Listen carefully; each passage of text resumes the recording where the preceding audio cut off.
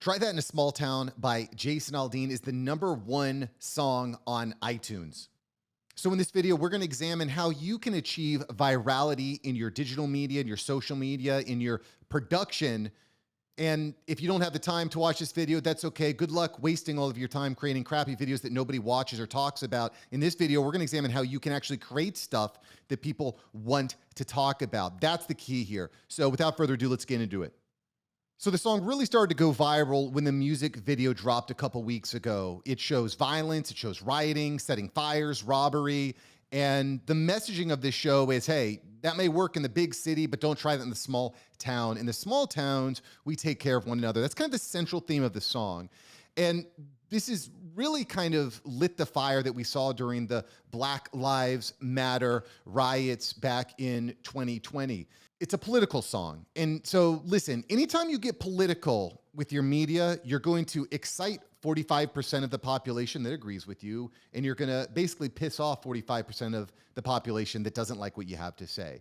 Now, this is a landmine. Anytime you step on the political landmine, there can be problems. There's going to be blowback. And what Jason has really leveraged here is that the controversy that happens when you go political is you create engagement. You create discussion. People have strong opinions either way, and they share these posts, these articles, these songs with the people that they know.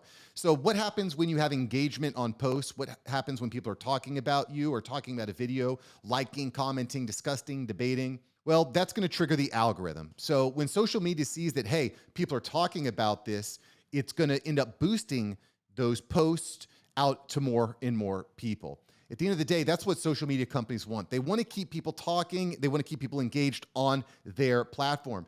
And so that's what's happened. That's what's happened. Frankly, I didn't even know who Jason Aldean was until this song started getting talked about all over the place. It's all over my newsfeed. It's #1 in the country. I don't listen to country. I hadn't even heard of Jason, but now I do because of the controversy, because of the debate, because of the discussion that's arisen from this song. That's kind of what we want to replicate. Okay, we want to replicate some controversy. We want to create talking points that get people excited or upset.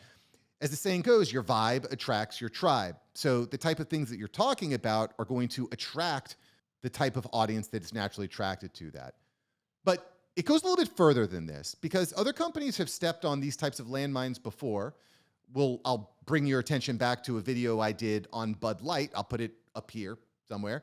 And in that episode with Bud Light, I kind of go into part of the problem that Bud Light did. And we're going to talk about how Jason has navigated this in a different way and how it's, I think, going to propel him to even more of a superstardom than he is already at.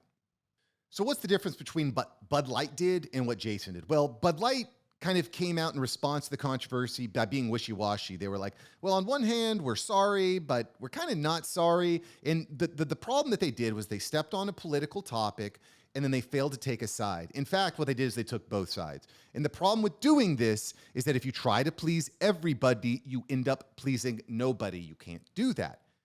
You have to understand that if you're going to start getting into politics and get political, some people are not going to like it. And you might lose clients. You might lose customers. Some people are not going to like it. The flip side is that the people that did like you are going to love you. So you're losing, but gaining on the other side. So that's something that you need to decide on. Is it worth going into? Because there's definitely risk involved. But what Jason ended up doing was doubling down. And why is this so controversial? I mean, to me, violence and rioting and robbing people seems like something we can all get behind as being a bad thing. But people have accused Aldean of being pro-lynching and being racist and things on that nature. But here's what James said in a Twitter post, and I quote, "There's not a single lyric in the song that references race or points to it. Try That in a Small Town for me refers to the feeling of a community that I had growing up, where we took care of our neighbors, regardless of differences of background or belief." So again, what Jason does here in this quote is he makes it really clear, like, all that racism BS y'all talk about, I ain't for it. I don't like it. I don't want to hear about it. And what this has done is he did not apologize. He stood up for his beliefs, which, quite frankly, you should never apologize if your beliefs are in the right place.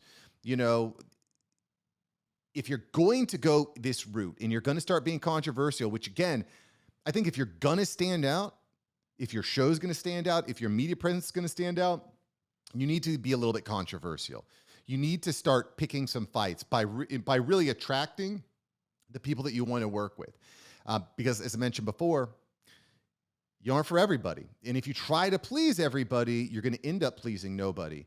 And, what Jason has done here is the same thing that's going to happen for you. It's going to happen for me, is you're going to expose who you are on the inside. I'm very transparent. If you're listening to After Hours podcast, you know that I'm releasing everything from my income statements to personal stories that are happening.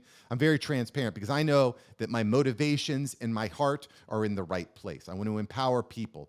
I want you to launch your own business. I want you to be financially literate. I want you to have a better life with your family. And I know that because my motivation is in the right place, that's going to come through. And it's going to be consistent for years. I'm not going to be backpedaling. I'm not going to be apologizing for this video or for other videos that I've recorded because I know that my intentions are in the right place.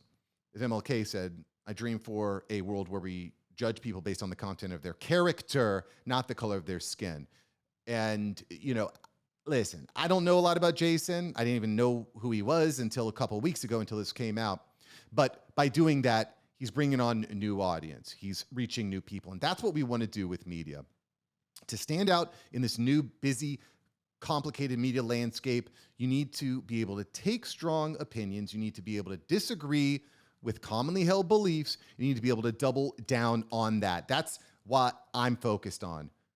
I want to focus on the disruption and help people double down on the disruption in their industry, to embrace it, to double down, to be vocal, to be loud about it, because that's how you're going to survive the massive, massive, massive disruption that every single level of every single industry is going to have. And quite frankly, I think podcasting is the best way to do that because you're able to magnify your message through both audio, video, written word, social media. I think it's the best bang for your buck. It also brings collaborative advantages.